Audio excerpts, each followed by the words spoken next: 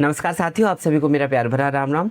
साथियों, इस वीडियो का थंबनेल आपने देख ही लिया होगा। इस वीडियो में डिस्कस करेंगे ब्लैक बोर्ड सोयाबीन की जो किस्म है, अगर आपने उसको बो दिया है तो स्टार्टिंग के 15 दिन बहुत इंपॉर्टेंट होते हैं। 15 दिन में कौन सी ऐसी गलतियां हैं जो अपने को नहीं करनी है, कौन सी ऐसी तैयारियां हैं जो अपने को करनी है यहाँ पे 15 दिन के अंदर, क्योंकि 15 दिन यहाँ पे आने वाला जो उत्पादन है, जो अपने यहाँ पे ब्लैक बोर्ड सोयाबीन का जो उत्पादन है वो इन 15 दिनों पर ही निर्भर करता है। अगर यहाँ पे अगर 15 दिन आप जो है यहाँ यूँ नहीं कि आपने सोयाबीन बो दी, बोने के बाद चलो ठीक है अपने हमारी तो 5 बोरी बीघा की निकलेगी या 6 बोरी बीघा की निकलेगी या डायरेक्ट जो है यहाँ उत्पादन हो जाएगा, तो ऐसा नहीं है साथियों। यहाँ पे हर एक दिन बहुत इंपॉर्टेंट है, हर एक दिन आपको ध्यान रखना है। तो इस वीडियो में डिस्कस करेंगे कि 15 दिनों में ऐसी कौन सी जो यहाँ पे गलतियाँ नहीं करनी है, कौन कौन सी सावधानियाँ रखनी है, कौन कौन सी यहाँ पे तैयारियाँ करनी है, क्या क्या करना है, क्या क्या नहीं करना है। तो समस्त बातों का सारी बातें इसमें डिस्कस करेंगे साथियों, इसलिए वीडियो को आप अंत तक जरूर देखिए साथियों।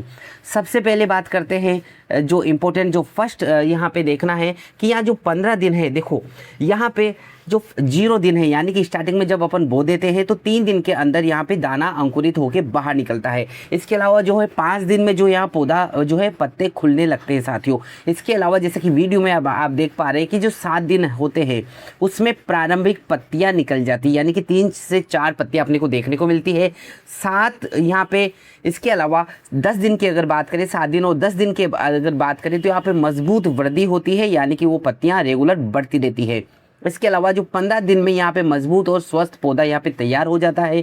तो इसी जब अपने को 0 से 15 दिन के बीच में जब पौधा तैयार हो रहा है तो इसी टाइम पीरियड में अपने को ध्यान रखना है कि भाई किस तरीके से क्या करना है, क्या नहीं करना है। क्यों? क्योंकि 15 दिन के अंदर ही यहाँ पे जो है पौधा बनेगा, उसकी मजबूत जो है मजबूत जड़ें होंगी। अगर उसको बेहतर पोषण मिलेगा तो जड़ें भी मजबूत होंगी, तना भी मजबूत होगा, जिससे यहाँ पे पौधे की गिरने की समस्या बिल्कुल भी नहीं हो। आगे बात करें, जो शाखाएं होती है ये 15 दिन ही इम्पोर्टेंट होता है। अगर 15 दिन में आप जो है अगर यहाँ पे गलतियाँ करते हैं तो फिर जो है इसमें शाखाएं भी कम रहेंगी, ब्रांचिंग भी कम रहेगी, पौधा मजबूत भी नहीं बनेगा।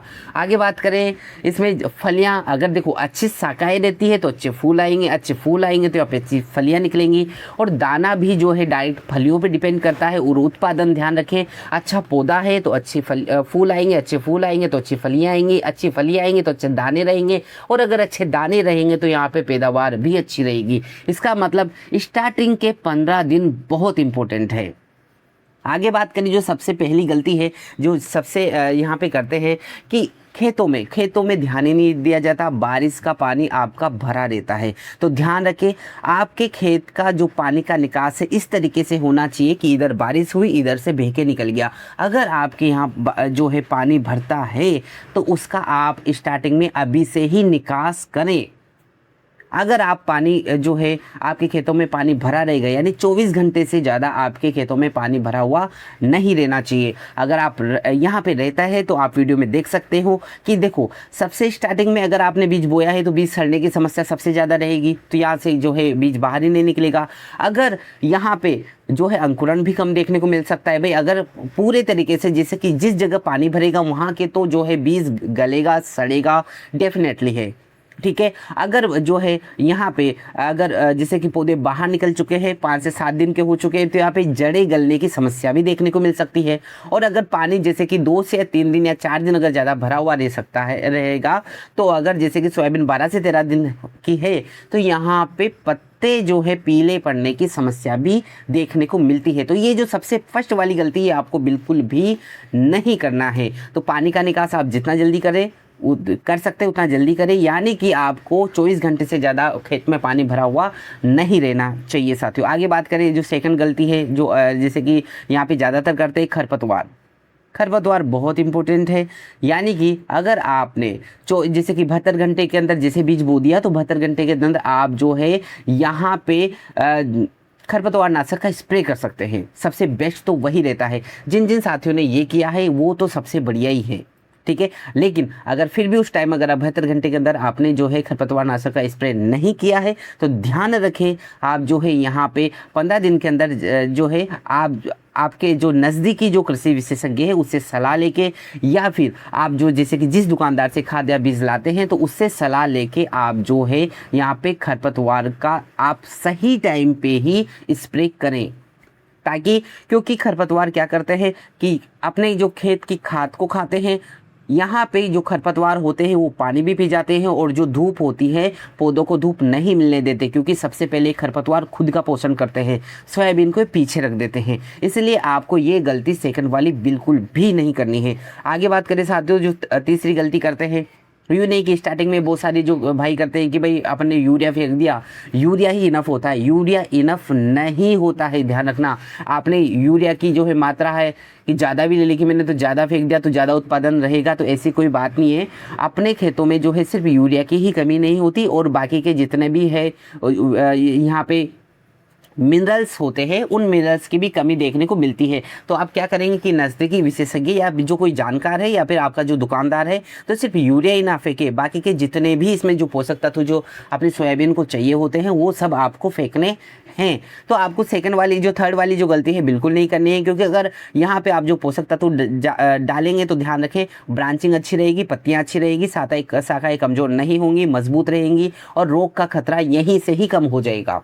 अगर पौधा मजबूत रहेगा तो रोग का खतरा कहाँ देखने को मिलेगा। तो आपको ये गलती नहीं करनी है।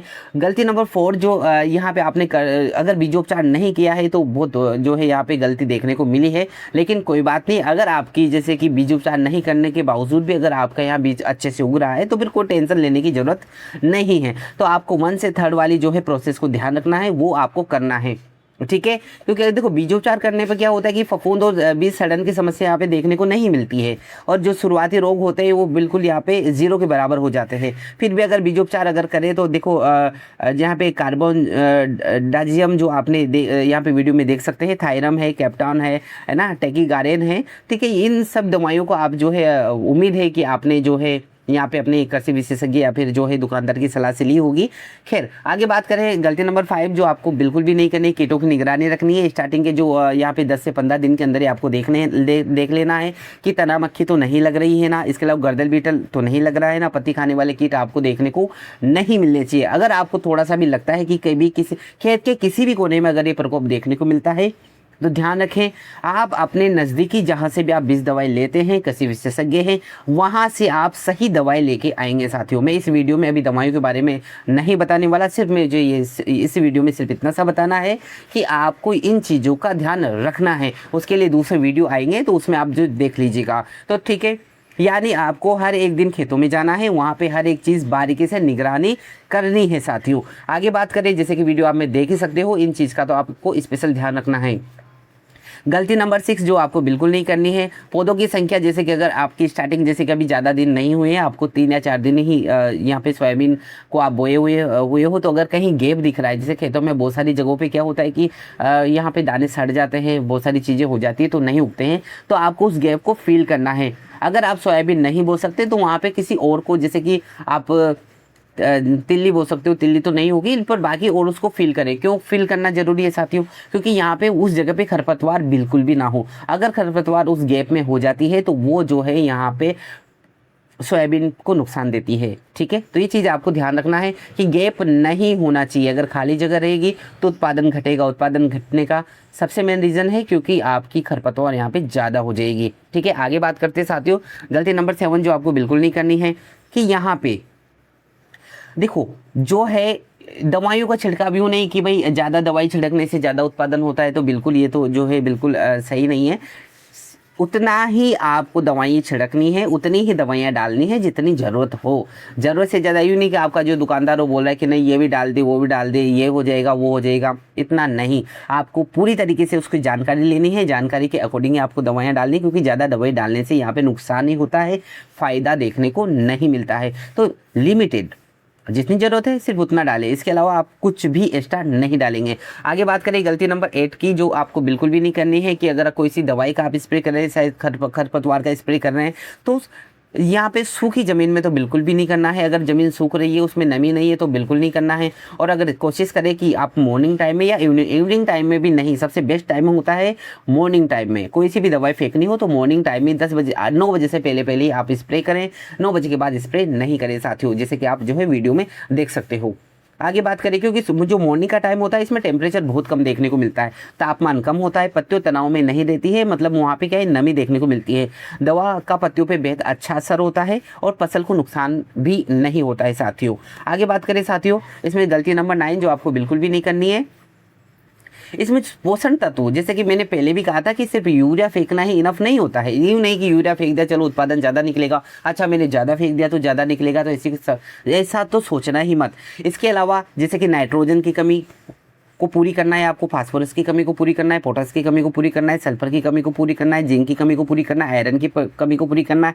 तो ये सभी पोषक तत्वों को आप जो है जब पौधे की इन सब कमियों को कंप्लीट करेंगे तब जो उत्पादन आपको देखने को मिलेगा। हाँ, ये जो है अगर इनको सही मात्रा में लेते हैं, ज़्यादा मात्रा में लेते हैं तो फिर ज़्यादा उत्पादन देखने को मिलेगा। लेकिन अगर आप एक या दो ही जो है यहाँ पे फेंक के यूँ हो जाए कि नहीं हमने तो जो है ये ज़्यादा फेंक दिया, मतलब एक कट्टा जहाँ पे यूज़ हो रहा है मैंने 2 कट्टा फेंक दिया चलो ज़्यादा उत्पादन निकलेगा, तो ऐसी कोई जो यहाँ पे देखने को नहीं मिलता है साथियों। इससे नुकसान नहीं होता, फ़ायदा नहीं होता है। इसीलिए यहाँ पे nitrogen, phosphorus, potassium, sulphur, zinc and फिर आयरन सब की यहाँ पे बराबर मात्रा में यहाँ स्प्रे आपको करना ही पड़ेगा अगर आपको ज़्यादा उत्पादन चाहिए तो। 15 दिन के अंदर ही करें, क्योंकि यहाँ पे पौधा बनने का जो टाइम होता है वो 0 से 15 दिन का ही होता है। ठीक है, तो इस तरीके से आपको गलती नंबर 9 नहीं करनी है। आगे बात करें गलती नंबर 10 जो कि आपको बिल्कुल भी नहीं करनी। खेत का बराबर निरीक्षण करना है आपको, डेली खेत में जाना है, कम से कम 1 चक्कर तो काट ही ले।